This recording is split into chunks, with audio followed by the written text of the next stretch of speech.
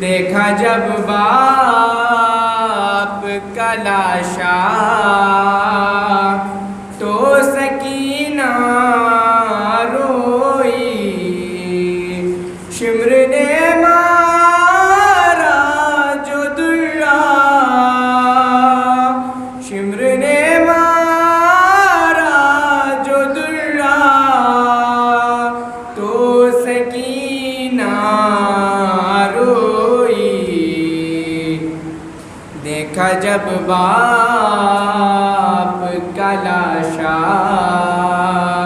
تو سکینہ روئی، کیا سکینہ ہو تم ہی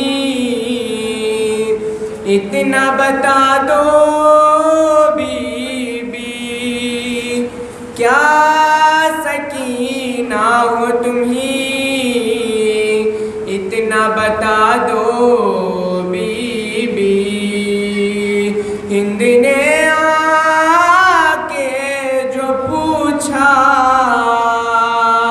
ہند نے آ کے جو پوچھا، تو سکینہ روئی۔ دیکھا جب باپ کا لاشا تو سکینہ روئی، کیا سکینہ ہو تم ہی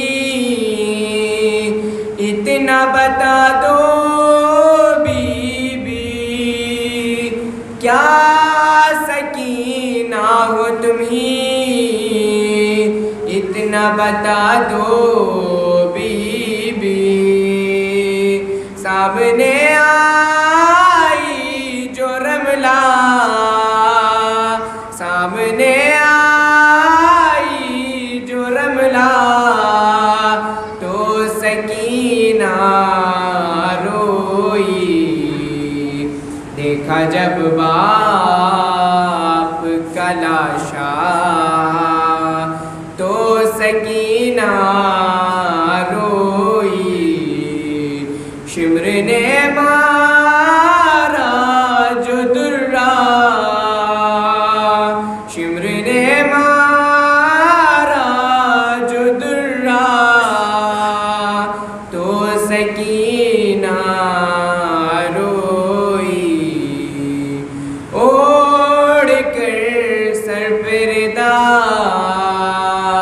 کانوں میں در پہنے ہوئے، اوڑھ کر سر پہ ردا، کانوں میں در پہنے ہوئے، سامنے آئی جو رملہ، سامنے آئی جو رملہ، تو سکینہ روئی۔ دیکھا جب باپ کا لاشا تو سکینہ روئی۔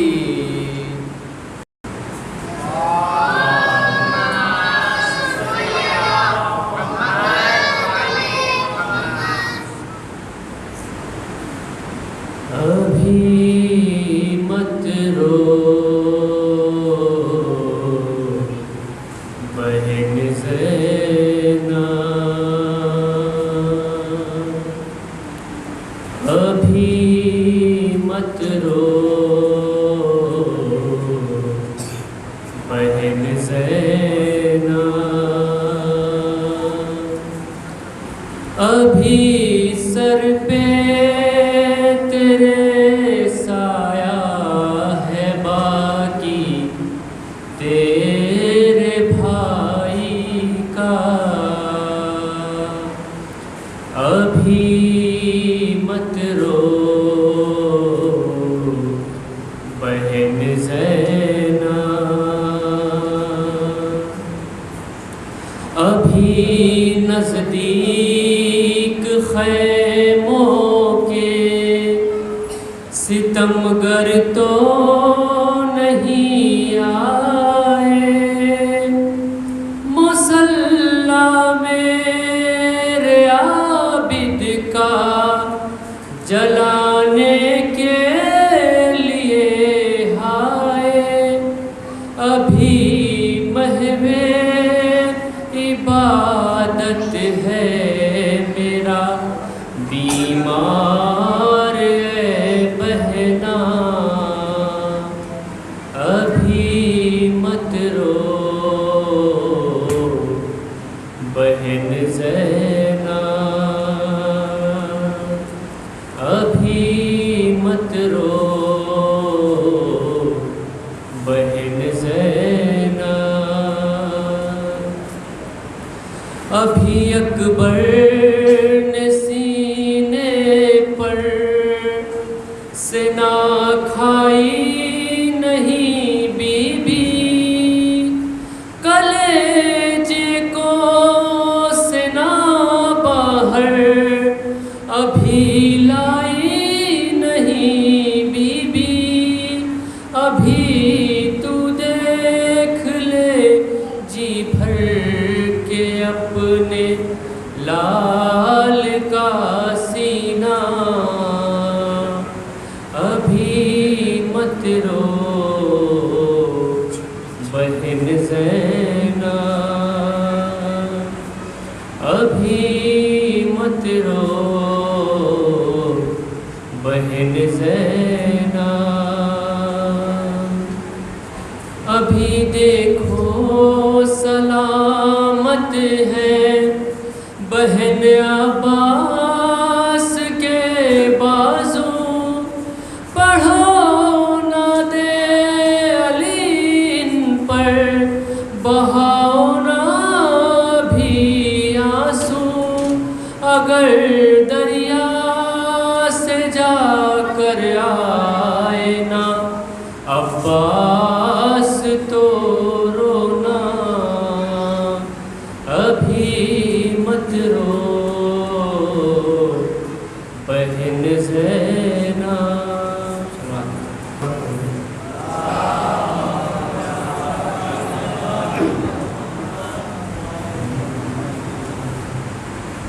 ایک نعرے صلوات ہو۔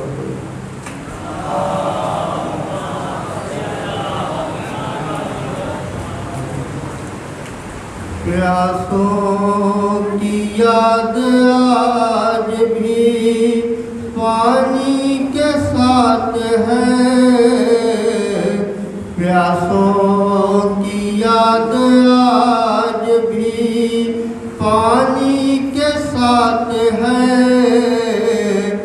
یہ ذکر آنسوؤں کی روانی کے ساتھ ہے، پیاسوں کی یاد آج بھی پانی کے ساتھ ہے، آواز آہ گریا نکلتی ہے حلق سے، آواز آہ گریا نکلتی ہے حلق سے، غمگین زبان مرے سیاہ پانی کے ساتھ ہے، پیاسوں کی یاد آج بھی پانی کے ساتھ ہے، روتے ہیں پھوٹ پھوٹ کے مولا تجھے ہے باپ، روتے ہیں پھوٹ پھوٹ کے مولا تجھے ہے باپ، ہر موج تیری کس نہ دہانی کے ساتھ ہے، پیاسوں کی یاد آج بھی پانی کے ساتھ ہے، گریاں ہے کائنات حسین غریب پر، گریاں ہے کائنات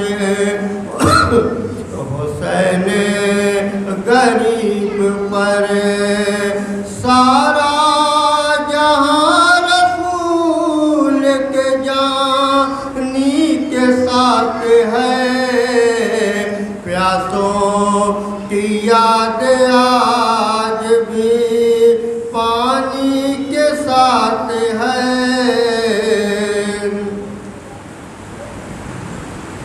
کونین میں حقیقت اسلام کی حیات کونین میں حقیقت اسلام کی حیات زہرا کے لال تیری کہانی کے ساتھ ہے پیاسوں کی یاد آج بھی پانی کے ساتھ ہے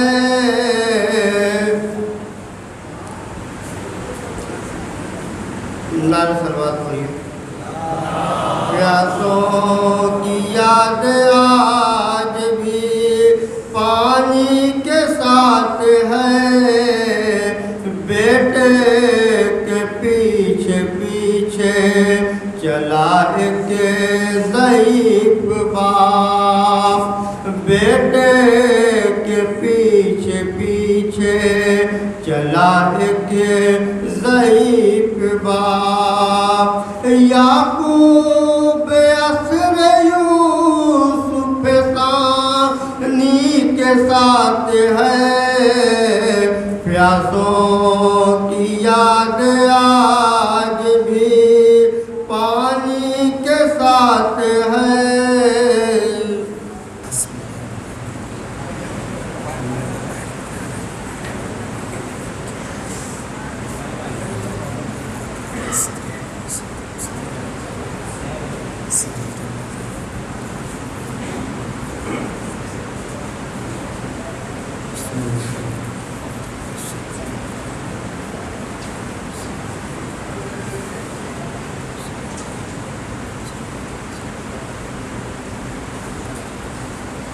لا حول ولا قوة إلا بالله العلي العظيم بسم الله الرحمن الرحيم رب اشرح لي صدري ويسر لي أمري واحلل عقدة من لساني يفقهوا قولي حسبنا الله ونعم الوكيل ونعم المولى ونعم النصير الحمد لله الذي هدانا لهذا وما كنا لنهتدي لولا أن هدانا الله لقد جاءت رسل ربنا بالحق الصلاة والسلام والتحية والإكرام على نبينا المؤيد ورسولنا المسدد المصطفى الأمجد المحمود الأحمد حبيب إله العالمين نبي القاسم محمد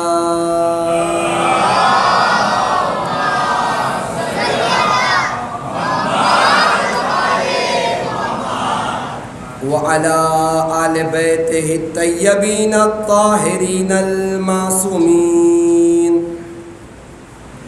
ولعنة الدائمة على أعدائهم ومعاندهم وظالمهم وغاصب حقوقهم ومنكري فضائلهم وشاكين فيهم أجمعين أما بعد فقد قال تبارك وتعالى في القرآن الكريم وفرقان الحميد بسم الله الرحمن الرحيم يا أيها الرسول بلغ ما أنزل إليك من ربك وإن لم تفعل فما بلغت رسالته والله يعصمك من الناس ان اللہ لا یہدی القوم الکافرین.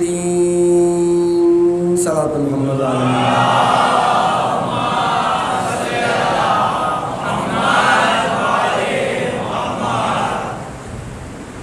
قابل قدر واجب الاحترام معزز سامعین کرام، عشر مجالس کی یہ تیسری مجلس کہ جہاں ولایت اور عزاداری ہمارا عنوان بنا ہوا ہے، اور کل میں نے آپ کی خدمت میں جو بات پیش کرنے کی کوشش کی تھی وہ یہ تھی کہ کیا وجہ ہے کہ اس موضوع کا انتخاب کیا گیا، اور ساتھ ہی ساتھ یہ بات بھی پیش کی گئی کہ کربلا عزاداری اور ولایت میں کیا ربط پایا جاتا ہے. اور گفتگو یہاں تک پہنچی تھی کہ ولایت نہ صرف ہماری بقا کا راز ہے بلکہ رسالت کی بقا بھی اس ولایت پر ہے. اگر ایسا نہ ہوتا تو کبھی پروردگار عالم یہ نہ کہتا فما بلغت رسالتا ان لم تفعل فما بلغت رسالتا. اے رسول اگر یہ کام نہ کیا تو گویا رسالت کا کوئی کام انجام نہیں دیا. اس جملے سے بات آگے بڑھی تھی کہ کیوں پروردگار عالم نے اس سخت ترین لہجے میں یہ کہا کہ اے رسول اگر یہ کام نہ کیا تو گویا رسالت کا کوئی کام انجام نہیں دیا. ہم ولایت کے ابتدائی مرحلے کو طے کر رہے ہیں، نتائج سامنے آئیں گے تو آپ محظوظ ہوں گے. کیوں قرآن نے کہا؟ میں کہا دو وجہ، کل ایک وجہ پیش کر چکا ہوں. پہلی وجہ کیا ہے کہ رسول کا یا نبی کا اور امت کا جو رشتہ ہوتا ہے وہ ٹرسٹ اور بھروسے کا رشتہ ہوتا ہے. اگر یہ رشتہ ہٹا دیا جائے تو نبی اور امت کے درمیان کوئی رشتہ باقی نہیں رہتا. جس کے لیے کل زید بن ثابت انصاری کا واقعہ تفصیل کے ساتھ اس کے اخلاقی نکات کے ساتھ آپ کی خدمت میں کل میں نے پیش کیا. دوسری وجہ کیا؟ نتائج آپ دیکھیں، جب نتائج آئیں گے تو آپ محظوظ ہوں گے کہ میں ایک بات کے لیے کتنی محنت کر رہا ہوں اور کہاں آپ کو پہنچانا چاہتا ہوں. دوسری وجہ کہ کیوں قرآن کہہ رہا ہے ان لم تفعل فما بلغت رسالہ، اگر یہ کام نہ کیا تو گویا رسالت کا کوئی کام انجام نہیں دیا. قرآن کے اس جملے کی دوسری وجہ یہ ہے کہ یاد رکھیے رسول یا نبی سب سے زیادہ اگر کسی چیز پر بھروسہ رکھتا ہے، سب سے زیادہ اپنے کار نبوت کو آگے بڑھاتا ہے، سب سے زیادہ اپنے کار رسالت کو جس چیز سے آگے بڑھاتا ہے وہ ہے اس کے کردار اور اخلاق کی طاقت. ہے نہیں؟ رسول کے پاس فوج نہ ہو رسول کو کوئی فرق نہیں پڑتا، رسول کے پاس ہتھیار نہ ہو رسول کو کوئی فرق نہیں پڑتا، رسول کے پاس اقتدار اور کرسی نہ ہو رسول کو فرق نہیں پڑتا. لیکن اگر رسول کے پاس کردار اور اخلاق کی دولت نہ ہو تو اپنے کار رسالت کو آگے بڑھا ہی نہیں سکتا. آپ کہیں گے کیا دلیل ہے؟ میں دلیل بھی آپ کی خدمت میں پیش کرتا ہوں. اللہ کے رسول نے جب آغاز تبلیغ کیا 40 سال کے بعد تو کیا آتے برابر فوراً یہ کہہ دیا کہو لا الہ الا اللہ محمد الرسول اللہ، یہ کہلوایا؟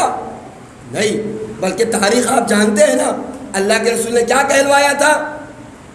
البتہ تاریخ میں اختلاف ہے. بعض لوگ کہتے ہیں اللہ کے رسول کوئے ابو قبیس پہ کھڑے تھے یا کوئے صفا پہ کھڑے تھے.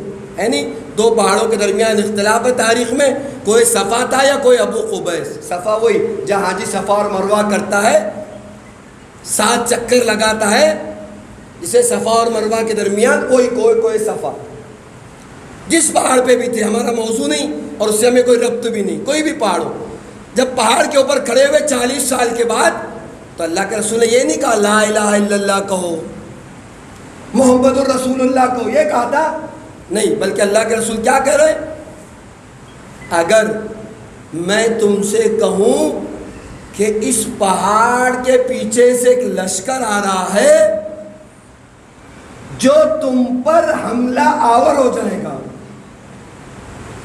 تو کیا میری بات مان لو گے؟ بہت توجہ چاہتا ہوں، یعنی رسول کی جو سب سے بڑی طاقت ہوتی ہے وہ ہے کردار اور اخلاق کی طاقت۔ اسے آپ محسوس کریں کہ اگر میں کہوں اس پہاڑ کے پیچھے سے ایک لشکر آ رہا ہے جو تم پر حملہ آور ہو جائے گا، تو کیا میری بات مان لو گے؟ میں جواب سے پہلے آپ کی خدمت میں پیش کروں، یہ بات رسول کس کے سامنے کہہ رہے تھے؟ مومنوں کے سامنے، مسلمانوں کے سامنے۔ اسلام کا تو تصور نہیں، ابھی تو اسلام کی تبلیغ شروع ہو رہی ہے یہاں سے۔ مومن تو دور کی بات، پھر کون تھے؟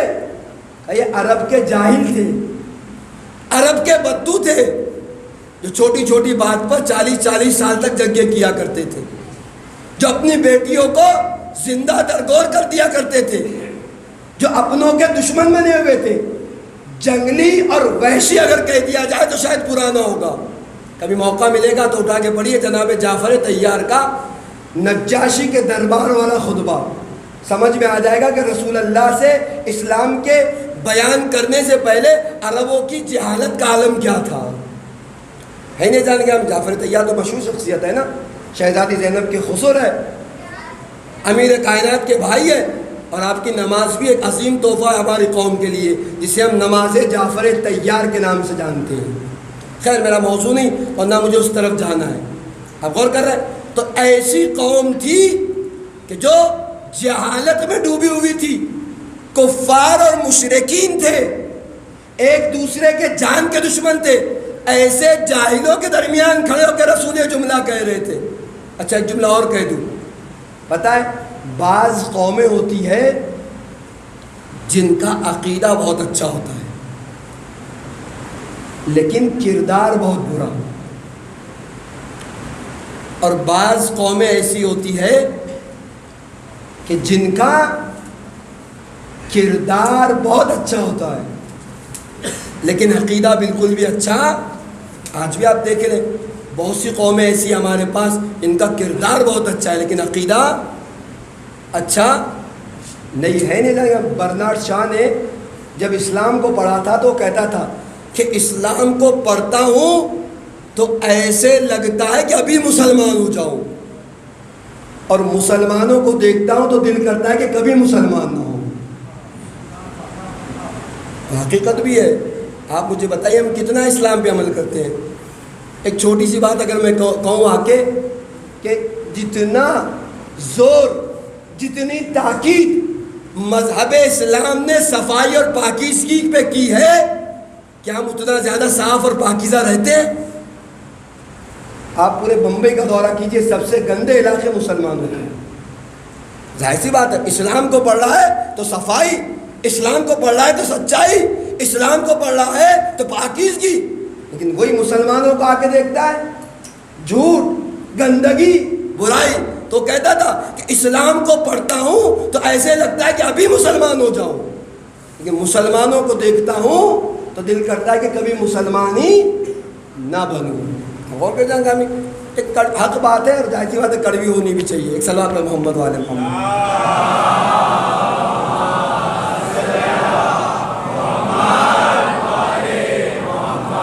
تو آپ نے غور کیا؟ تو کچھ قومیں ایسی ہوتی ہے جن کا عقیدہ بہت اچھا ہوتا ہے، کردار بہت برا۔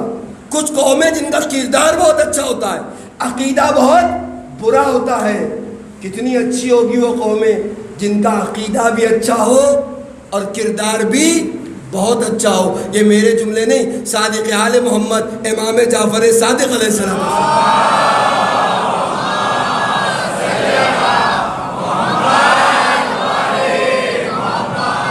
ارشاد فرماتے ہیں کتنا اچھا ہوتا کہ جیسے ہمارے چاہنے والوں کا عقیدہ ہے ویسے ان کا کردار بن جاتا۔ لیکن ایسا نہیں کہ 70% ایسا ہے، لیکن اکثریت ایسی ہے کہ عقیدہ ہمارا بہت اچھا ہے، سب سے اچھا عقیدہ ہمارا عقیدہ، لیکن کردار کی جب بات آتی ہے تو تو میں خود جانتا ہوں کہ میرا کردار کیسا ہے نہیں؟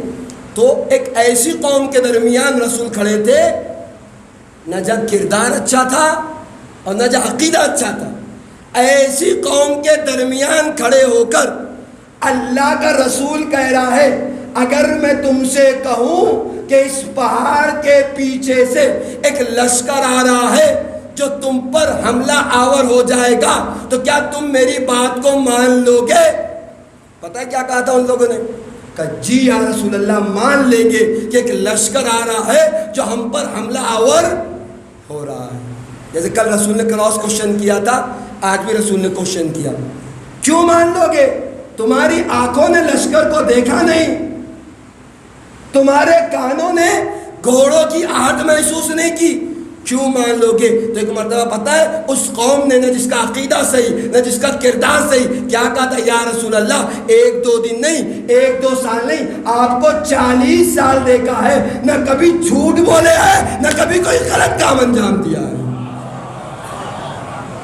بول کر یا یوں کہہ لوں کہ دوسرے لفظوں میں بلکہ انہی کی کلمات ہیں جو آج ہمارے پاس موجود ہیں، کہا تھا اس لیے مان لیں گے کہ آپ صادق بھی ہیں امین بھی ہیں۔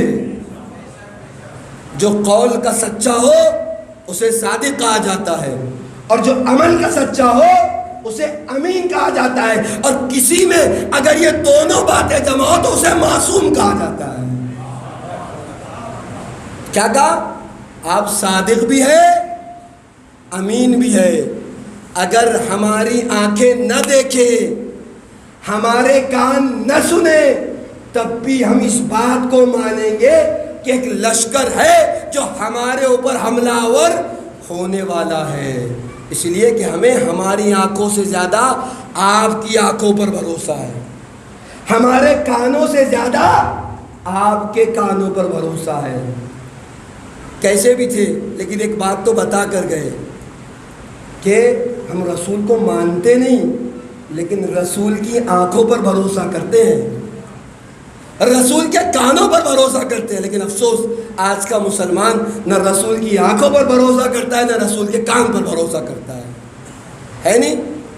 آپ کہیں گے ہمیں تو یہ دیکھنا ہے، شریعت آگے کہے کہ فلاں چیز دیکھنا، اللہ کے رسول کی حدیثوں میں فلاں چیز دیکھنا حرام ہے، ہم تو دیکھیں گے، کیونکہ رسول آگے کہے کہ اس کی برائی کو تمہارے آنکھیں دیکھ رہی ہو نہ دیکھ رہی ہو، معصوم آنکھیں دیکھ رہی ہے۔ ہم کیا کرتے ہیں؟ رسول کی آنکھوں سے زیادہ اپنی آنکھوں پر بھروسہ کرتے ہیں۔ شریعت آگے کہے، حدیث آگے کہے کہ یہ سننا صحیح نہیں ہے، تمہارے لیے نقصان دہ ہے، گانا مت سنو، لیکن ہم کیا کہتے ہیں؟ ہم تو یہی سنیں گے۔ کیوں؟ اس لیے کہ ہمارے کانوں کو اچھا لگ رہا ہے، ہمیں رسول کے کانوں سے زیادہ اپنے کانوں پر بھروسہ ہے۔ انہیں جانے گرامی، خیر نتیجہ کیا جو اصل بات میں آپ کی خدمت میں پیش کر رہا تھا کہ رسول کے پاس اقتدار نہ ہو، مال نہ ہو، دولت نہ ہو، اسلحے نہ ہو، فوج نہ ہو، رسول کے لیے کوئی مشکل نہیں ہے، بلکہ رسول اس کار تبلیغ کو جو آگے بڑھاتا ہے سب سے بڑی طاقت اپنے کردار اور اخلاق کی طاقت ہوتی ہے۔ یہ وجہ ہے اللہ کے رسول جب میدان تبلیغ میں آئے تو کلمہ نہیں پڑھوایا، سب سے پہلے اپنی صداقت و امانت کی گواہی مانگی ہے۔ کیوں؟ اس لیے کہ رسول کا سب سے بڑی طاقت اس کا کردار اور اخلاق۔ کل ایک بات پیش کی تھی، امت کا اور رسول کا رشتہ، ٹرسٹ اور بھروسے کا رشتہ۔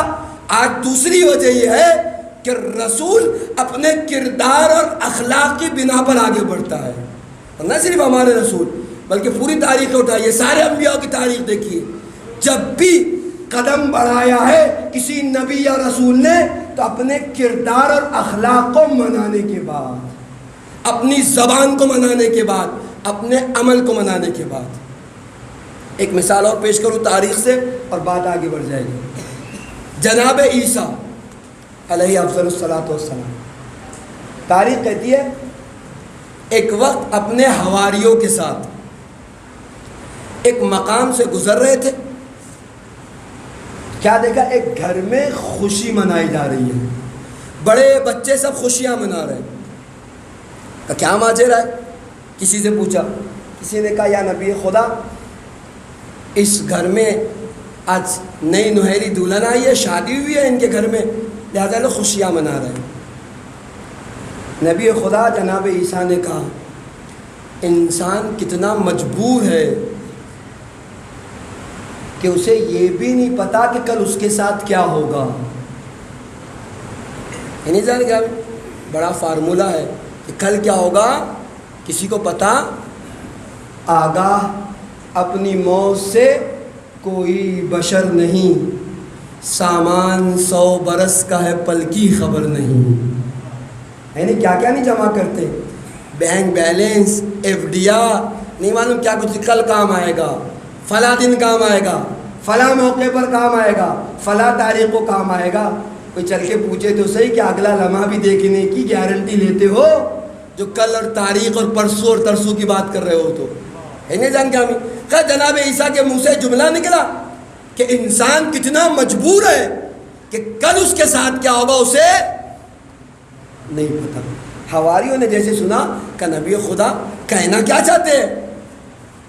کہنے کا مقصد یہ ہے کہ جس گھر میں آج آپ خوشیاں دیکھ رہے ہیں کل اسی گھر میں غم منایا جائے گا. نبی خدا نے بولا، حواریوں نے سنا، نبی خدا آگے بڑھ گئے، ساتھی بھی آگے بڑھ گئے. وہ دن گزر گئے. دوسرا دن نمودار ہوا تو ان ساتھیوں میں سے جو حواریوں میں سے ایک شخص اس طرف کسی کام سے اس لیے نہیں گیا تھا کہ دیکھے کہ نبی خدا صحیح کہہ رہے ہیں کہ نہیں کہہ رہے ہیں، ہے نہیں، بلکہ اپنے کسی کام سے اس طرف گیا. جب واپس پلٹا تو کیا دیکھتا ہے، جیسے کل خوشیاں تھی ویسے ہی آج بھی خوشیاں ہے. نبی خدا نے تو کہا تھا کہ غم منایا جائے گا، یہ تو وہی خوشیاں ہے، ویسے ہی بچے کھیل رہے ہیں، ویسے ہی لوگ خوشی میں مسرور ہیں. اچھا گھر نہیں گیا، نبی خدا کے پاس آ گیا. تاریخ کہتے جناب عیسیٰ ٹیک لگائے بیٹھے ہوئے کسی چیز کا مطالعہ کر رہے تھے. ہاں کہتے ہیں نبی خدا معاف کیجئے گا، میں آپ کی بات کی تصدیق کرنے نہیں گیا تھا، میں تو اپنے کام سے گیا تھا، لیکن میں نے یہ دیکھا جس گھر میں کل آپ نے کہا تھا کہ آج خوشیاں ہے کل غم منائی جائے گی، میں تو دیکھ کے آ رہا ہوں کہ آج بھی خوشیاں ہے. اچھا ہم آپ ہوتے تو کیا کرتے، یا جناب عیسیٰ کو کیا کرنا چاہیے تھا؟ پتہ ہے تاریخ کہتے فوراً اٹھے، اپنی ابا کو نکالا اور نکالنے کے بعد کہتے اچھا ایسا کرو جو جو لوگ کل ساتھ میں تھے ان سب کو اپنے ساتھ لو. سب کو لے کے بھائی نبی خدا تھے، کہتے ٹھیک ہے کوئی بات نہیں خوشیاں منائی جا رہی ہے، لیکن اٹھے کیوں، ابا کیوں سنبھالی، سب کو بلایا کیوں؟ واقعے کی حقیقت تک پہنچیے تو بات سمجھ میں آئے گی کہ رسالت کی سب سے بڑی طاقت اس کے کردار اور اخلاق کی طاقت ہے، اس کی صداقت کی طاقت ہے. نبی خدا جانتے ہیں کہ اگر میری کل والی خبر صحیح نہ ہوگی تو یہی لوگ کہیں گے اے نبی خدا آپ تو قیامت کی خبریں دینے کے لیے آئے تھے، کل کی خبر صحیح نہ ہوئی قیامت کا کیا بھروسہ. اس لیے رسول پہلے اپنی کردار کی طاقت مناتا ہے، اپنی صداقت کی طاقت مناتا ہے، اپنے اخلاق کی طاقت مناتا ہے، تب میدان میں تبلیغ کے لیے آمادہ ہوتا ہے، تب رسالت کے کام کو انجام دیتا ہے. لہذا فوراً اٹھے، اس لیے کہ اگر آج زبان کا اعتبار چلا گیا تو پھر کیسی رسالت، کیسا دین، کیسی تبلیغ، کیسی نبوت. اٹھے جو لوگ تھے سب کو بلاؤ، چلے. دروازے پہ پہنچے، کہا اس گھر کا مالک کون ہے بلا کے لاؤ. صاحب خانہ دروازے پہ آیا، نبی خدا کو دیکھا خوش ہو گیا، کہا خیریت تو ہے نبی خدا، کہ ہم آپ کی بہو سے ملنا چاہتے ہیں. کہا بسم اللہ تشریف آئیے. کہا نہیں پردے میں ہے کہ نہیں ہے. نبی خدا ہے، بعض روایتیں کہتی ہیں امت کا باپ ہے، لیکن شریعت نے پردے کے مسئلے میں نبیوں سے بھی کمپرمائز نہیں کیا. اور ہم کیا کرتے ہیں، فلاں ہماری بہن ہے، ناجائز رشتہ، ہم کمپرمائز بھی کرتے ہیں، نامحرموں سے رشتے بھی جوڑتے ہیں اور زندگی بھر نبھانے کی کوشش بھی کرتے ہیں. فلاں ہماری خالہ ہے. کیسے آپ کی خالہ ہو گئی، کس رشتے سے خالہ ہے؟ نامحرم ہے، جتنی بار جاؤ گے جتنی بار ملو گے حرام ہے. کہیں کمپرمائز نہیں ہے، نامحرم نامحرم ہے جب تک کہ کسی صورت وہ آپ کے رشتے میں نہ آ جائے. اور میرا موضوع نہیں ممبر کا ادب ہے، ورنہ بعض رشتے تو ہمارے ایسے پامال کیے جاتے ہیں ایسے لگتا ہے وہ ہمارے لیے محرم ہے نہیں. سالی کا رشتہ، بھابھی کا رشتہ، اس سے زیادہ تو کھول کے نہیں کہہ سکتا، احترام منبر ہے، ورنہ آپ دیکھیے ہوتا ہے کہ نہیں ہوتا، سالی بھی نامحرم، بھابھی بھی نامحرم، واجب ہے آپ کے اوپر کہ آپ اپنے اس رشتے کا خیال کریں کہ نامحرم ہے، کسی صورت محرمیت میں نہیں آتی ہے۔ کسی کے پاس غلط فہمی ہے تو اپنے ذہن سے نکال دیں۔ خیر، صاحب خانہ گھر میں گیا، کچھ دیر بعد آئے کہ بسم اللہ، نبی خدا آگے بڑھے، نئی بہو تھی اس گھر کی، کہتے ہیں کہ کیا تم کچھ دیر اپنی جگہ سے اٹھ سکتی ہو؟ وہ اپنی جگہ سے اٹھتی، جیسے ہی جگہ سے اٹھتی تو جناب عیسیٰ نے کہا جس بستر پہ بیٹھی اس بستر کو اٹھاؤ۔ جیسے بستر کو اٹھایا تو کیا دیکھا، اتنا بڑا سانپ ہے، ڈسنے کے لیے آمادہ ہے، لیکن کوئی چیز منہ میں ایسی پھنسی ہوئی ہے کہ ڈس نہیں پا رہا ہے۔ اب تو حیرت کے ٹھکانے نہیں رہے۔ جناب عیسیٰ نے کہا کل جو خبر دی تھی وہ یہ میری خبر ہے۔ کہ یا نبی اللہ، ہم آپ کی بات کی تصدیق کرنے کے لیے نہیں آئے تھے، ہمیں پتا تھا کہ آپ نے کہا ہے تو بات صحیح ہے، آپ نے کہا ہے تو غلط نہیں ہوگا، ہمیں آپ پہ اعتبار ہے، لیکن جب آپ یہاں تک لے کر آئے ہیں اور اس معاملے کو بتا دیا ہے تو پھر یہ بھی بتائیے کہ جب یہ سانپ اسے ڈسنے والا تھا تو اس نے اسے ڈسا کیوں نہیں؟ جناب عیسیٰ کہتے ہیں مجھ سے کیا پوچھتے ہو، اسی دلہن سے پوچھو کہ کیوں نہیں ڈسا، اس نے کون سا ایسا کام کیا جب کل سے لے کے آج تک کا۔ وہ کہتی ہے کہ جی ہاں، کل جب میں اس گھر میں نئی دلہن بن کے گھر پر آئی اور ہر کوئی اپنی خوشی میں مشغول تھا، میں ہی تھی جو ایک کونے میں بیٹھی ہوئی تھی، ہر کوئی خوشیاں منا رہا تھا، میرے لیے نیا گھر تھا۔ آپ جانتے ہیں جب دلہن نئے گھر میں جاتی تو ہوتا کیا ہے، دروازے پر ایک مانگنے والا آیا اور وہ کہہ رہا تھا اللہ کے نام پر مجھے کچھ کھانے کے لیے دے دو۔ میں نے سوچا میں اس گھر میں نئی دلہن ہوں اور پہلے دن ہی اللہ کے نام پر مانگنے والا واپس چلے جائے، میری غیرتوں نے گوارا نہیں کیا۔ میں اپنے مقام سے اٹھی اور صدقے کے طور پر کچھ پیسے اسے دیے کہ یہ لو پیسہ لو اور اپنی غذا فراہم کرو۔ نبی خدا بول پڑے اس کا وہ صدقہ تھا جس نے اس کی جان بچا لی۔ اب غور کے جان کے آمی کہ وہ صدقہ تھا جو منہ میں مانے بن گیا کہ اس نے اس دلہن کو ڈسا نہیں۔ اسی لیے صادق آل محمد امام جعفر صادق علیہ السلام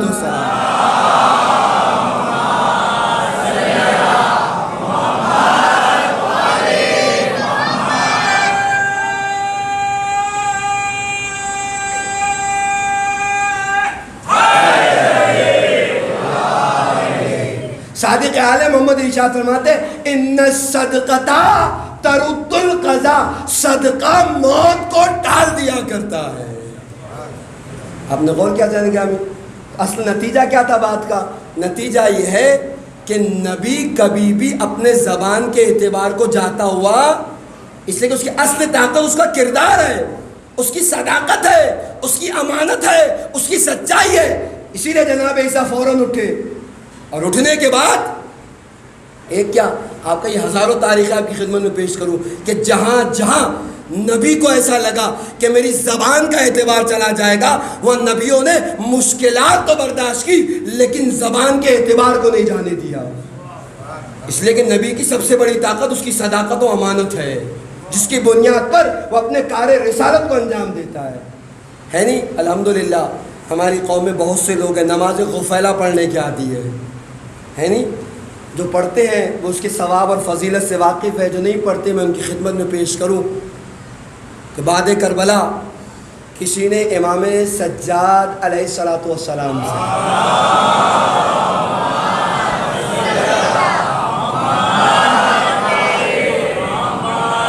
سے سوال کیا، مولا کیا پروردگار عالم یزید جیسے گنہگار کا گناہ بھی معاف کر سکتا ہے؟ پتہ ہے امام نے کیا کہا؟ کر سکتا ہے اگر وہ نماز غفیلہ پڑھے۔ سامنے والا یزید جیسا گنہگار، نماز مولا یزید جیسا. اگلا جملہ امام نے کیا کہا؟ جی ہاں خدا اسے معاف کر دے گا اگر نماز غفیلہ پڑھے، لیکن یاد رکھنا کبھی بھی اسے توفیق نہیں ہوگی کہ وہ نماز غفیلہ پڑھے. اس لیے کہ غفیلہ ایسی نماز ہے جو گناہ گاروں کو جس کی توفیق نہیں ہو سکتی. 2 رکعت نماز ہے اور مغرب اور عشاء کے درمیان، مغربین کے درمیان پڑھی جاتی ہے.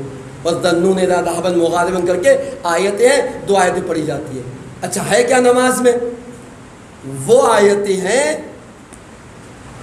جن آیتوں کا تذکرہ قرآن نے جناب یونس کے تذکرے میں کیا، اور وہ جملہ جسے 40 دن تک جناب یونس علیہ السلام شکم ماہی میں دہراتے رہے، اس جملے کی تکرار ہے. لا الہ الا انت سبحانک انی کنت من الظالمین. جملہ آ گیا تو پھر پیش کروں. چھٹے امام کہتے ہیں اگر کسی شخص کو یہ جملہ معلوم ہو اور اس کے باوجود وہ اپنی پریشانیوں کا رونا رو رہا ہو تو ایسے شخص کے پریشان ہونے پر ہم پریشان نہیں ہوتے بلکہ حیرت کا مظاہرہ کرتے ہیں. فرق ہے کسی کی پریشانی میں پریشان ہونا، اس میں وقت ہوتا تو مثال دیتا، یا 2 سیکنڈ میں آپ کی خدمت مثال دے. فرض کیجئے آپ کے پڑوس میں ایک بچہ بیمار ہو گیا، رات میں سیریس ہو گئی طبیعت، بازو والے کے پاس گاڑی نہیں ہے، آپ کے پاس گاڑی ہے، بہت جلدی میرا موضوع نہیں لیکن بات آ گئی تو پیش کر دوں.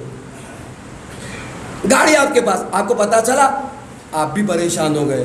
اچھا چلو جلدی سے ہماری گاڑی میں بیٹھ جاؤ، لے کر آپ اسے ہاسپٹل تک گئے. نہیں، انسانیت کا تقاضا ہے. لیکن ایک ایسا پڑوسی ہے جس کے پاس خود گاڑی ہے، اور گاڑی ہونے کے بعد وہ آپ کے دروازے پر آئے، میرے بچے کی طبیعت بہت زیادہ خراب ہے، چل جلدی دواخانے میں لے کر. آپ پریشان ہوں گے؟ اب یہاں پریشان نہیں ہوں گے، آپ حیرت میں آئیں گے، اپنی گاڑی کو بچا رہا ہے، میری گاڑی میں لے جانا چاہتا ہے نہیں؟ تو پریشانی ایک الگ چیز ہے، حیرت ایک الگ چیز ہے. امام کہہ رہے اگر کسی شخص کو یہ جملہ یاد ہو، لا الہ الا انت سبحانک انی کنت من الظالمین، تو اس کی پریشانی میں ہم پریشان نہیں ہوتے، ہمیں حیرت ہوتی ہے کہ اپنی مشکلات کی چابی اپنے پاس رکھا ہوا ہے پھر بھی مشکلات کا رونا رو رہا ہے. آپ غور کرتے ہیں. اور یہ وہی جملہ ہے جسے جناب یونس نے شکم ماہی میں تکرار کی تھی اور پروردگار عالم نے اس مشکل سے آزاد کر دیا. کیا مشکل تھی؟ جناب یونس کی قرآن نے تذکرہ کیا. جناب یونس کیوں گئے تھے مچھلی کے پیٹ میں، شکم ماہی میں؟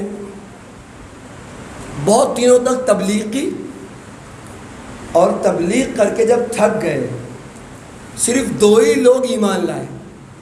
اس میں ایک عابد تھا اور ایک عالم تھا، باقی کوئی. پروردگار سے دعا کی پروردگار اس قوم پہ عذاب نازل کر دے. پروردگار نے کئی بار کہا اور کچھ دن تبلیغ کرو، کچھ دن اور کرو. جب واقعاً کئی دنوں کی تبلیغ کے بعد کوئی اثر نہ ہوا تو پروردگار نے کہا اچھا ٹھیک ہے، تم اس بستی کو چھوڑ کر چلے جاؤ. 3 دن کے اندر اس بستی پر عذاب نازل. جناب یونس نبی خدا بستی چھوڑ کر چلے گئے. اچھا جب 4تھے دن واپس پلٹے کہ اب تو بستی تباہ ہو گئی ہوگی، سب مٹی کے ڈھیر ہوں گے. جب واپس پلٹے تو کیا دیکھا؟ جو کاشتکاری کرتا ہے، جو کسان ہے وہ کسانی کر رہا ہے، جو دکاندار ہے وہ دکان پہ بیٹھا ہوا ہے، دور سے دیکھ لیا. جو چرواہا ہے وہ بکریاں چرا رہا ہے نہیں؟ عزیزان گرامی عجیب مرحلہ. اس مرحلے کو آپ دیکھیں اور رسالت کی طاقت کو سمجھیں.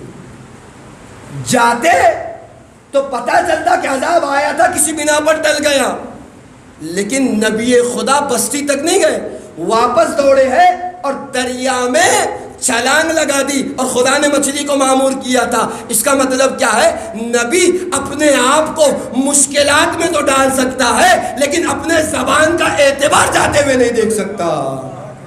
اور اسی لیے میں نے پہلے پہ کہہ چکا کیوں ایسا ہے، اس لیے کہ یہی تو ہوگا. اب جب قوم کے پاس جائیں گے تو سوچ رہے قوم والے کہیں گے نبی خدا 3 دن کے بعد کی خبر تو صحیح نہیں دے سکے، قیامت کی خبریں دینے آئے تھے، حشر اور نشر بتانے آئے تھے، یہ 3 دن کی خبر صحیح نہیں ہوئی.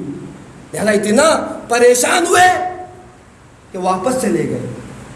اور مچھلی کے اچھا جب بھی جناب یونس کا تذکر آتا ہے نا، ایک بات میں کہے بغیر نہیں رہتا، جبکہ بہت سوچتا ہوں کہ اسے پیش نہیں کروں گا، لیکن مجبوری ہے۔ ایک اعتراض ہے جو سالہ سال ہمارے اوپر کیا جاتا ہے اور ہر محرم میں کیا جاتا ہے۔ اعتراض کیا ہے؟ ماہ محرم اسلامی کیلنڈر کا پہلا مہینہ ہے، نہیں پہلا مہینہ ہے۔ بعض لوگ اب تو نیا شوق چلا ہے، ہیپی نیو ایئر لکھ کے ڈالتے ہیں، ہے نہیں، اور جو ہے وہ بعض لوگ خوشی کا اظہار بھی کرتے ہیں۔ جب محرم اسلامی کیلنڈر کا پہلا مہینہ ہے تو یہ کہا جاتا ہے کہ یہ قوم وہ قوم ہے جن کے سال کا آغاز رونے سے ہوتا ہے، اور جس قوم کے سال کا آغاز رونے سے ہو بھلا اس کا سال کیسے بابرکت ہو سکتا ہے؟ سالوں سے چلا رہا ہے اعتراض اور چلائے گا، اور علماء نے جوابات بھی دیے اور دیے جائیں گے، اس سے اچھے اچھے جوابات دیے جائیں گے۔ کیا کہیں گے آپ؟ ایسا ہے کہ نہیں یہ نئے سال کا آغاز رونے سے ہو رہا ہے؟ تو جس قوم کے سال کا آغاز رونے سے ہو رہا ہو کیا بھلا اس کا سال بابرکت ہو سکتا ہے؟ اعتراض کرنے والے سے آپ پوچھئے گا کہ جب جناب آدم دنیا میں آئے تھے تو ہنستے ہوئے آئے تھے کہ روتے ہوئے آئے تھے؟ عزیزان گرامی ساری امت مسلمہ کی کتابیں اٹھائیے، فرق اتنا ہے علماء کے درمیان۔ بعض لوگوں نے لکھا کہ فراق جناب حوا میں رو رہے تھے، اس لیے جب جنت جیسی جگہ سے بھیجے گئے تو جناب آدم کہیں تھے، جناب حوا کہیں بھیج دی گئی تھی، لہذا گریا کہہ رہے تھے۔ بعض علماء نے کہا نہیں، حوا کے فراق میں نہیں رو رہے تھے بلکہ جنت جیسی جگہ سے قرب خدا سے نکال دیے گئے تھے لہذا رو رہے تھے۔ لیکن سب اس بات پر متفق ہے کہ جب جناب آدم زمین پر آئے تو ہنستے ہوئے نہیں آئے تھے بلکہ روتے ہوئے آئے تھے۔ امت مسلمہ جواب دے، جس زمانے کا آغاز یا یوں کہہ لوں جس انسانیت کا آغاز روتے ہوئے ہوا ہے، کیا وہ انسانیت بابرکت ہو سکتی ہے؟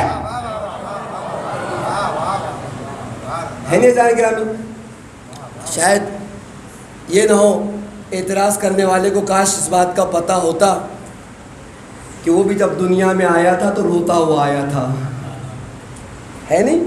اس سے بڑھ کے ایک بات آگے کہوں، روتا ہوا آیا نہیں، کوئی اگر ڈاکٹر ہوگا تو میری بات کی تائید کرے گا کہ جب بچہ پیدا ہو جائے اور نہ روئے تو نرسیں اور ڈاکٹر اسے رلاتے ہیں، کئی سوئی چبوتے ہیں، کئی چمکی کاٹتے ہیں تاکہ بچہ روئے۔ آپ پوچھے گا ڈاکٹر سے جا کے، آپ پوچھے گا ڈاکٹر صاحب اس نے رویا نہیں تو آپ نے رلایا کیوں؟ تو ڈاکٹر کیا کہتے ہیں پتہ ہے؟ جب تک روئے گا نہیں ہمیں پتہ کیسے چلے گا زندہ ہے کہ نہیں ہے؟ جب یہ روتا ہے تو ہمیں پتہ چلتا ہے کہ زندہ ہے کہ نہیں ہے۔ ایک بات تو طے ہو گئی نا کہ رونا زندگی کی علامت ہے۔ بات واضح ہے، جو قومیں رویا کرتی ہے وہ زندہ ہوا کرتی ہے، جو نہیں روتی وہ مردہ ہوا کرتی ہے۔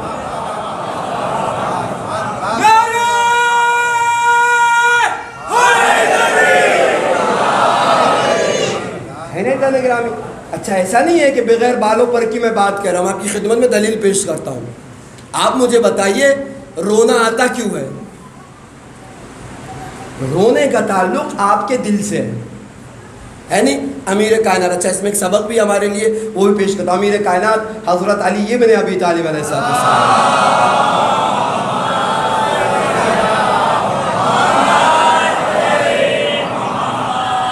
نہج البلاغہ میں ارشاد فرماتے ہیں ما جفت الدموع الا بقصۃ القلوب وما قصۃ القلوب الا بکثرۃ الذنوب۔ مولا کہتے ہیں کسی انسان کے آنسو خشک نہیں ہوتے مگر یہ کہ وہ قسی القلب ہو جاتا ہے، اس کا دل پتھر ہو جاتا ہے۔ پھر کہتے ہیں ما قصۃ القلوب الا بکثرۃ الذنوب، اور کسی انسان کا دل قسی نہیں ہوتا، پتھر نہیں ہوتا، لیکن اگر قسی ہوتا ہے تو کثرت گناہ کی بنا پر، ہے نہیں؟ تو دو نتیجہ آپ کی خدمت میں پیش کروں. ایک جو بات پیش کی اس کا نتیجہ کہ انسان اگر نہیں روتا تو اس کا مطلب زندہ دل نہیں مردہ دل ہے. دل قسی ہو چکا ہے اس لیے نہیں رو رہا ہے. اسی لیے تو میں نے کہا کہ جو قومیں روتی ہے ان کے دل زندہ ہے لہذا رو رہی ہے. جن کے دل زندہ نہیں ہے وہ کبھی گریا نہیں, چلتی پھرتی لاشیں ہوگی لیکن زندگی نہیں. ایک تو یہ. دوسرا نتیجہ کیا؟ دوسرا نتیجہ ہمارے لیے ہے. بولا کیا کہہ رہے ہیں؟ انسان کے آنسو خشک ہو جاتے ہیں دل کے قسی ہونے کی بنا پر. اور دل قسی کب ہوتا ہے؟ کثرت گناہ کی بنا پر. فرش ادا بہترین میزان ہے گناہوں کو چیک کرنے کا. مجلسوں میں تشریف لائیے, مذاہب کا تذکرہ ہو, آنکھیں رو پڑے تو سمجھنا دل پر گناہوں کا بوجھ کم ہے اس لیے آنکھیں رو رہی ہے. لیکن لاکھ رونے کی کوشش کر لی, آنسو نہ بہا سکے تو سمجھنا دل پتھر ہو گیا ہے, قسی القلب ہو گیا ہے. کوششوں کے بعد آنسو نہیں نکل رہے ہیں. ضرورت ہے اسی فرش ادا پر بیٹھ کے استغفر اللہ پڑھا جائے, خدا سے دعا کی جائے, اے رب حسین ہمارے گناہوں کو معاف کر دا تاکہ حسین کے مصائب پر گریہ کر سکے. بہترین میزان دیا میرے کائنات نے, بہترین ترازو. فرش ادا پہ رو لو تو سمجھنا گناہوں کا بوجھ کم ہے, آنکھیں گریہ کر رہی ہے, آنکھیں رو رہی ہے. لیکن نہ رو سکو تو فرش ادا پر دعا مانگو, فرش ادا پر توبہ اور استغفار کرو. یہی وہ جگہ پہلے دن ہی کہا تھا دعائیں بھی قبول ہوتی ہیں, توبہ بھی قبول ہوتی ہے کہ پروردگارہ گناہوں کو معاف کر دے تاکہ گناہوں کا بوجھ کچھ ہلکا ہو, تاکہ حسین پہ آنسو بہا سکے. فیضان گرامی, بات جہاں سے چلی تھی جناب یونس کا تذکرہ تھا, اور کیوں بات بیچ میں آئی رونے کی اسے بھی پیش کر دو اور بات تمام ہو جائے گی. ہوا کیا تھا جب جناب یونس یہ کہہ کے چلے گئے کہ 3 دن کے بعد عذاب آئے گا, نبی خدا چلے گئے, ایک دن ہی نہیں گزرا تھا کہ عذاب کے آثار نمودار ہو گئے. پورا آسمان سیاہ ہونے لگا, آندھیاں چلنے لگی. گھبرائے, پریشان ہوئے کہ ہم نے نبی خدا کی مانی نہیں, اب تو عذاب کے آثار دکھائی دے رہے, کیا کیا جائے؟ کیا کر سکتے, کاش مان لیتے. کسی نے کہا اچھا نبی خدا جب جا رہے تھے تو اپنے 2 دوست جو ان کے اوپر ایمان لائے تھے, ایک عابد تھا ایک عالم تھا, دونوں سے کہا تھا چلو میرے ساتھ اس بستی پہ 3 دن کے اندر عذاب نازل ہو جائے گا. عابد تو ساتھ چلا گیا, لیکن جو عالم تھا اس نے کہا تھا نبی خدا آپ جائیے میں تو یہیں رہوں گا. اور شاید خدا کا مقصود بھی یہ رہا ہو. جب عذاب آیا اور گھبرائے پریشان ہوئے تو کسی نے کہا کہ نبی خدا تو چلے گئے, ان کا جو ساتھی عالم تھا وہ ابھی تک بستی میں موجود ہے, چلو چل کے اس سے معلوم کرتے شاید اس کے پاس کوئی طریقہ کار ہو. پوری قوم اٹھی اور اٹھنے کے بعد اس عالم کے پاس آ گئی, آ کے کہتی یہ حالات دیکھ رہے ہو, یہ عذاب کے آثار, یہ آندھیا, یہ سیاہی, حالات دیکھ رہا ہوں, کوئی رائے حل؟ کیا رائے؟ اتنے دن سے ہم لوگ کہہ رہے تھے کہ ان کی بات مان لو, یہ نبی خدا ہے, یہ رسول خدا ہے, ان کی بات مان لو, تو تم نے مانا نہیں. اب بات خراب ہوئی ہے, کام بگڑا ہے تو ہمارے پاس آئے ہو. کہ ساری باتیں صحیح نہیں مانا, نہیں قبول کیا, بار بار بلایا نہیں مانا, لیکن اب تو اتنا کر دو, کچھ اگر راستہ ہو تو بتا دو. اس نے کہا مجھے کیا پتا, راستہ تو انہیں پتا, پھر بھی جو کچھ میرے علم میں بتاتا ہوں عمل کرو شاید نجات پائے. اچھا بتاؤ. اب ایسے جب جان پہ آتی ہے تو ہر فارمولے کام آنے لگتے ہیں اور ہر چیز انسان عمل کرتا ہے. ہمارے ساتھ بھی ہوتا ہے, جو مشورہ دے ہم اس کو سننے کے لیے تیار ہے, چاہے صحیح ہو چاہے غلط ہو. کہ کام کرو, سب لوگ اپنا گھر چھوڑ دو, اور گھر چھوڑو نہیں سب صحرا میں چلے جاؤ. صحرا میں جانے کے بعد بچوں کو ماؤں سے جدا کر لو, حتیٰ کہ جانوروں کے بچوں کو بھی ماؤں سے جدا کر لو. اس عالم میں کہ بچے بلبلا رہے ہو اور تم لوگ اپنی پیشانیوں کو زمین پہ رکھو اور رکھ کر رونا اور گڑ گڑانا شروع کرو. اس وقت تک رونا, اس وقت تک گڑ گڑانا جب تک آیا ہوا عذاب ٹلتا ہوا دکھائی نہ دے. اور تاریخ میں لکھا کہ اتنا روئے، اتنا گریہ کیا، اتنے آنسو بہائے کہ آیا ہوا عذاب ٹلنے لگا، ہٹنے لگا، گھٹنے لگا. میں آپ سے سوال کروں، کون سی چیز تھی جس نے عذاب کو ٹالا؟ کہ بھئی ان کے آنسو تھے، ان کا گریہ تھا، ان کا رونا تھا جس نے عذاب کو ٹال دیا. بات واضح ہو گئی نا کہ ہمیشہ رونا نحوستوں کا سبب نہیں ہوتا. اگر رونا برق ہو تو برکتوں کا سبب بن جایا کرتا. صلوات پہ محمد و آل محمد.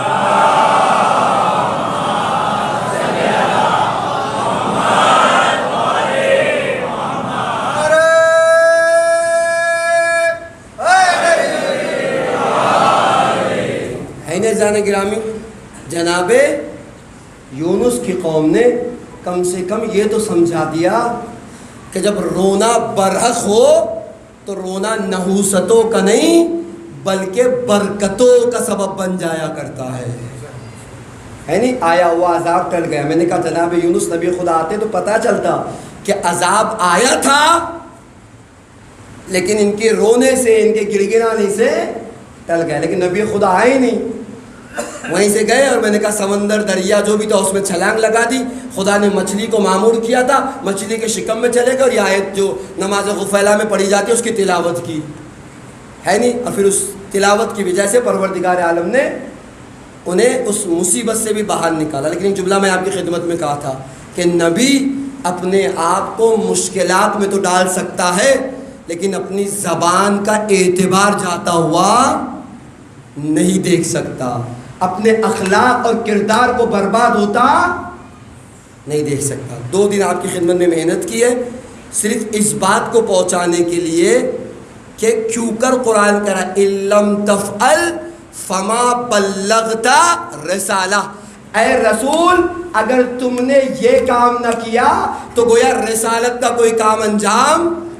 2 وجوہات کی بنا پر، اور بھی وجہ ہو سکتی ہے لیکن جو ناقص ذہن میں ہے 2 وجہ. ایک تو یہ کہ رسول اور امت کا رشتہ ٹرسٹ اور بھروسے کا رشتہ ہوتا ہے.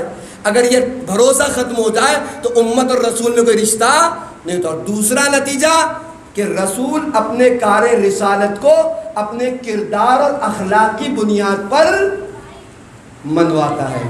کل آپ کی خدمت میں نتیجہ پیش کروں گا کہ اگر رسول میدان غدیر میں علی کی ولایت کا اعلان نہ بھی کرتے تو ہمارا بھروسہ آ کے ہمیں یہ بتاتا کہ کہیں نہ کہیں رسول نے من کنتو مولا ہو فاز علی مولا کہا ہوگا.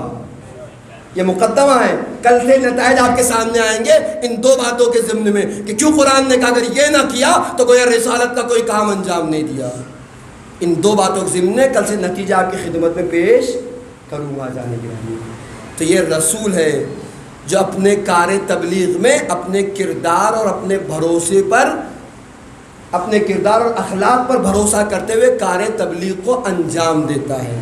اور یہ وجہ ہے کہ جب کوئی ہادی اس عنوان سے ہدایت کرے تو لوگ پھر اپنی جانیں بھی قربان کرنے کے لیے تیار ہو جاتے ہیں ہے نہیں.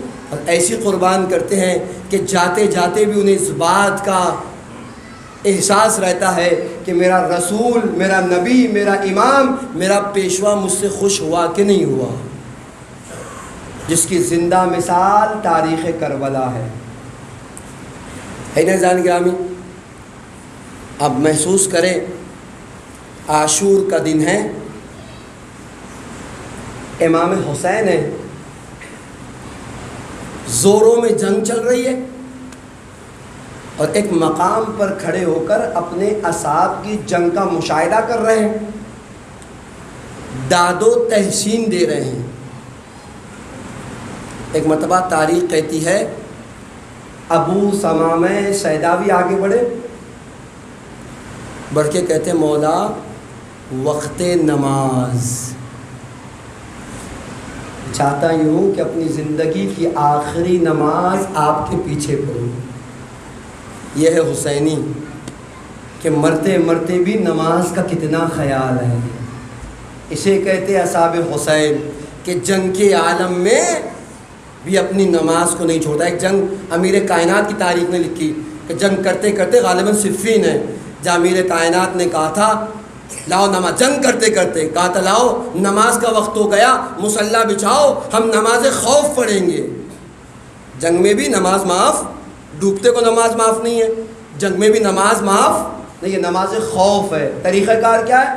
طریقہ کار یہ ہوتا ہے کہ کچھ لوگ دفاع کریں اور کچھ لوگوں کو موقع دے کے وہ نماز پڑھیں، اور پھر جب یہ نماز پڑھ چکے رہے تو یہ میدان میں آگے جائے ان لوگوں کو موقع دے کے وہ نماز پڑھے. نماز تو پڑھی، اسے نماز خوف کہا جاتا ہے. تو ایک جنگ وہ جنگ تھی جب امیر کائنات کہہ رہے تھے لاؤ مصلی لاؤ، نماز کا وقت ہو گیا. اور یہ کربلا کی تاریخ ہے، اصحاب حسینی کا کردار ہے کہ جہاں آ کر آقا سے یہ کہہ رہے ہیں آقا وقت نماز. اور قطعاً اس کا مطلب یہ نہیں ہے کہ امام حسین نہیں جانتے تھے کہ وقت نماز ہو گیا. پوری ذمہ داری سے کہہ رہا ہوں، کیوں؟ امام وقت ہے، منٹوں کے سیکنڈوں کو جانتا ہے. اتنا شوق نماز تھا کہ کچھ سیکنڈ پہلے ابو ثمامہ سیداوی آ گئے تھے شوق نماز میں، کچھ سیکنڈ باقی تھے. دلیل کیا ہے؟ جب ابو ثمامہ سیداوی نے کہا مولا وقت نماز، آخری نماز میں آپ کے پیچھے پڑھنا چاہتا ہوں، امام نے سر کو جھکا دیا. کچھ دیر تک سر کو جھکائے رہے، کچھ ہی سیکنڈ نماز میں باقی تھے. ابو ثمامہ سیداوی شوق نماز میں وقت نماز سے کچھ سیکنڈ پہلے آ گئے تھے. امام وقت ہے، سیکنڈوں کو جانتا ہے. کچھ دیر سر جھکائے کھڑے رہے اور پھر سر اٹھا کر کہا جعلک اللہ من المصلین والذاکرین. اے ابو ثمامہ سیداوی، تم نے ایسے وقت میں نماز کو یاد کیا، خدا تمہارا شمار نماز گزاروں میں اور ذکر کرنے والوں میں کرے. یہ کچھ سیکنڈ پہلے آ گئے تھے ابو ثمامہ سیداوی، تاریخ نے لکھا جان گرامی. تو امام بھی جانتے تھے. خیر تاریخ نے لکھا جب امام نے وقت نماز کو درک کر لیا اور محسوس کر لیا کہ وقت نماز پوری طریقے سے داخل ہو گیا ہے، تو کہا بچپن کے ساتھی حبیب ابن مظاہر سے کہا جاؤ حبیب نماز کی مہلت مانگ لو. جناب حبیب چلے اور دشمنوں کی طرف سے جو جواب آیا اس جواب کو حبیب برداشت نہ کر سکے. واپس مڑ کے حسین تک نہیں آئے، وہیں سے آواز دیا آقا آپ اپنی نماز پڑھیے گا، اب میں یہ نماز جنت میں رسول اللہ کے ساتھ پڑھوں گا. اور حملہ آور ہو گئے فوجوں کے اوپر.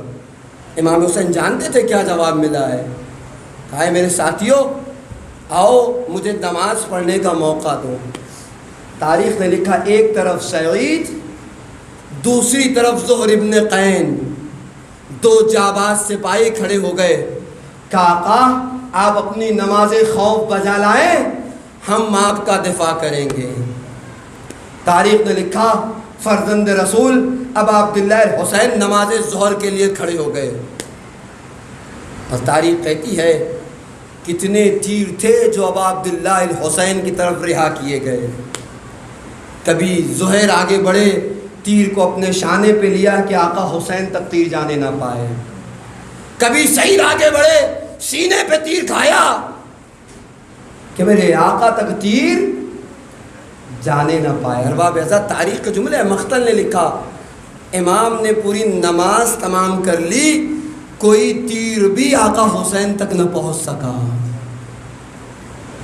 جان گرامی شاید سن لینا آسان ہے، لیکن جان گرامی اس منزل کو درک کرنا بہت زیادہ سخت ہے.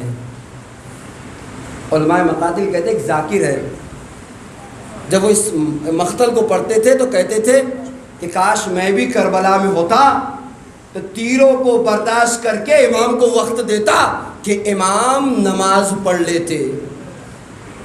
تاریخ کہتی ہے ایک بار سوئے تو خواب میں کیا دیکھا کہ کربلا کا میدان سجا ہوا ہے. امام آئے، بسم اللہ تم کھڑے رہو میں نماز کو ادا کرتا ہوں. تاریخ کہتی ہے وہ آگے کھڑے ہو گئے، امام نے نماز شروع. خواب کے عالم میں ہے.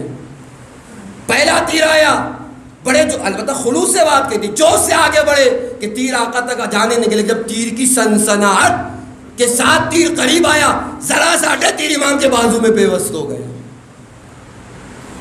دوسرا تیر آیا، پھر روکنا چاہتے ہیں، تیر کی سنسناہٹ اور تیزی کو دیکھ کر پھر ہٹے، دوسرا تیر پھر امام حسین تک. 3 تیر امام حسین کے جسم اطہر میں پیوست ہو گئے. اور جب امام نے نماز تمام کی تو کہا جناب خیریت تو ہے؟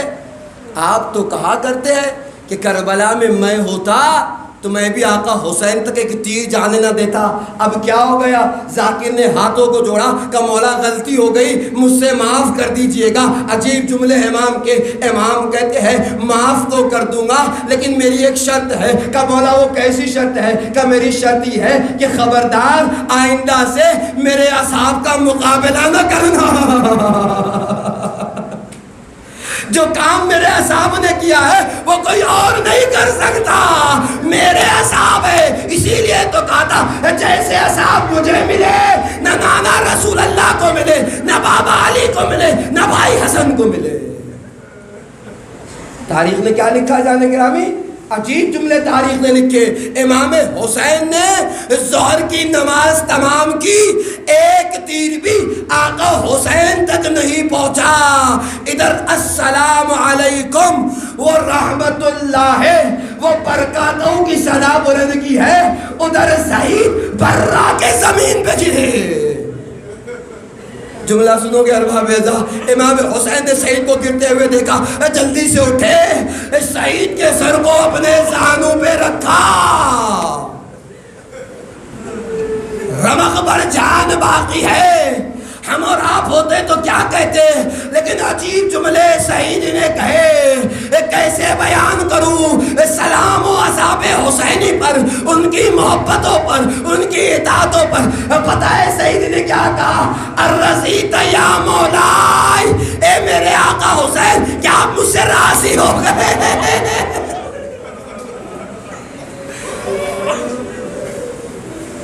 یہ پہلا جملہ. سعید تیر کھا چکے ہیں. مختن نے لکھا 13 تیر تھے جو سعید کے جسم پر لگے تھے. صرف یہ خیال تھا کہ آقا حسین کی نماز ہو جائے تب تک کہ اپنے آپ کو سنبھالے رہے. ادھر نماز تمام ہوئی، سعید زمین پر آ گئے. امام حسین نے زانوں پہ لیا. پہلا جملہ سعید کہتے ہیں رضیتا یا مولائی، اے میرے مولا کیا آپ مجھ سے راضی ہو گئے؟ اگلا جملہ سنیں گے جان گرامی. شہید کہتے ہیں حل وفیت یا ابن رسول اللہ، اے فرزند رسول کیا میں نے اپنے وعدے کو پورا کر دیا؟ تجربہ بیضا مصائب کے 2 جملے پڑھ کے مصائب تمام کر دوں. اصحاب حسینی کا تذکرہ تاریخ نے لکھا. جب سعید نے کہا حل وفیت یا ابن رسول اللہ، اے فرزند رسول کیا میں نے اپنے وعدے کو وفا کر لیا؟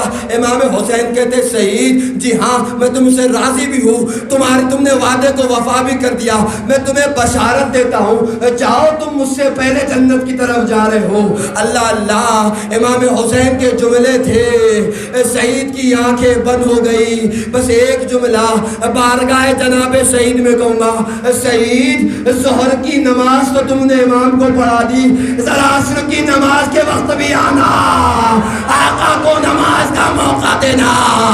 کربلا کی چلچلاتی دھوپ، عصر کا ہنگام، 30,000 تیرانداز، کئی ہزار بالدار، فاطمہ کا لال پوچھتے فرض میں ہے، زخموں کی داغ نہ لایا.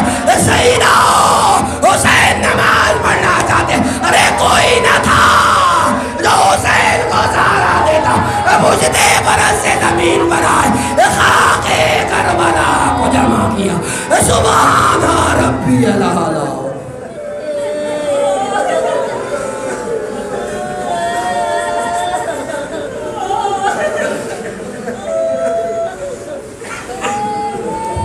علی لعنت اللہ علی القوم الظالمین. سیعلم الذین ظلموا ایام منقلب ینقلبون.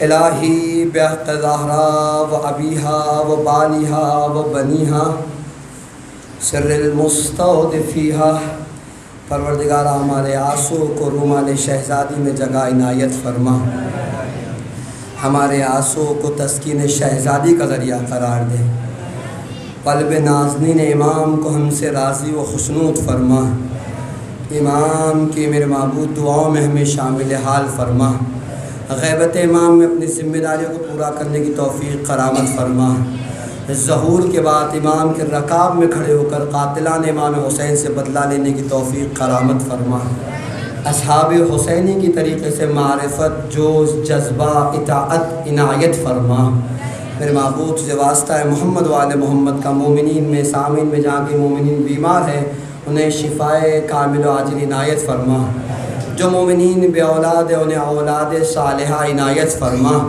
جو صاحب اولاد ہیں ان کی اولاد کو صالح بنا دے، جو مومنین صاحبان دختر ان کو اپنی ذمہ داریوں سے سبکدوش فرما، میرے معبود سے واسطہ ہے محمد وآل محمد کا سامعین جلسہ، بانیان جلسہ کی تمام دلی مرادوں کو پورا فرما، ان کی تمام مشکلات کو برطرف فرما، میرے معبود ان آنسوؤں کے بعد ان فشزہ پر جن حضرات نے دعاؤں کی گزارش کی ہے ان کی تمام دلی دعاؤں کو مستجاب فرما، ان کی تمام مشکلات کو برطرف فرما، اہم ترین دعا ہے میرے معبود منتقم خون امام حسین یوسف دارا امام زمانہ کے ظہور میں تعجیل فرما، امام کے مخلص غلاموں میں ہمارا شمار فرما، ربنا تقبل منا انک انت السمیع العلیم، ماتم حسین۔